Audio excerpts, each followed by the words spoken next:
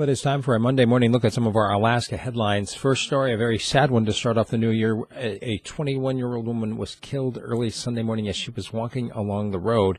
It's Davis Road, actually, right near Fairbanks Correctional. She had been taken into custody around 5 a.m. under suspicion of drunken driving. Not sure at what time she was released from FCC, but around 7 a.m. she was reportedly walking in the middle of the road wearing dark clothing when she was struck by a motorist who could not avoid her. One of the other drivers, actually in a car behind her, said that they saw the first driver try to avoid the pedestrian. Once again, a very unfortunate way to start the new year, and that's going to be the subject of today's commentary. A car in Anchorage was stolen with a 3-year-old inside. The child was actually strapped in the back. That was last night. A couple hours later, they recovered the car and the baby safe, apparently the child unharmed. The Fairbanks North Shore Borough is questioning the state assessment of property, the value having gone up sharply of not buildings but of other property like machinery and boats and other things found on property.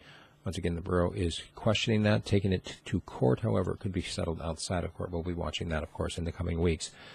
The budget crisis is hitting lawmakers in Juneau where it hurts their stomachs.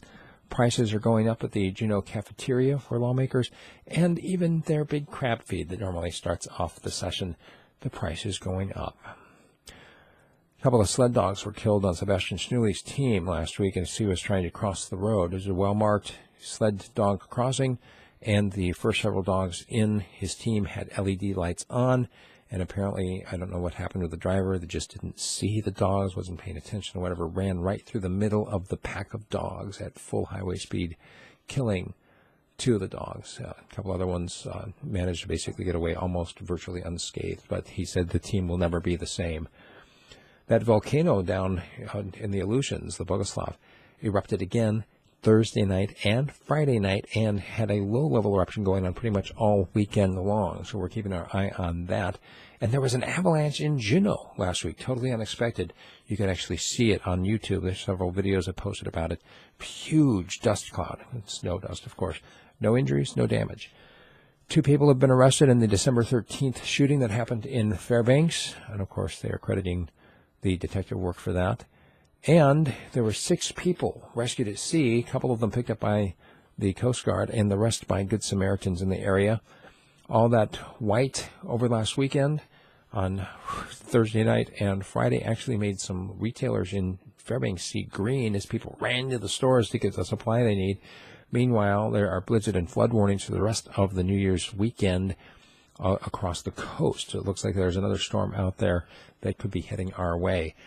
A felon has been arrested in Soldtona for having guns near a school. Now, this is one of those things, obviously, a person losing their gun rights. Maybe it can be a topic of a future commentary or discussion.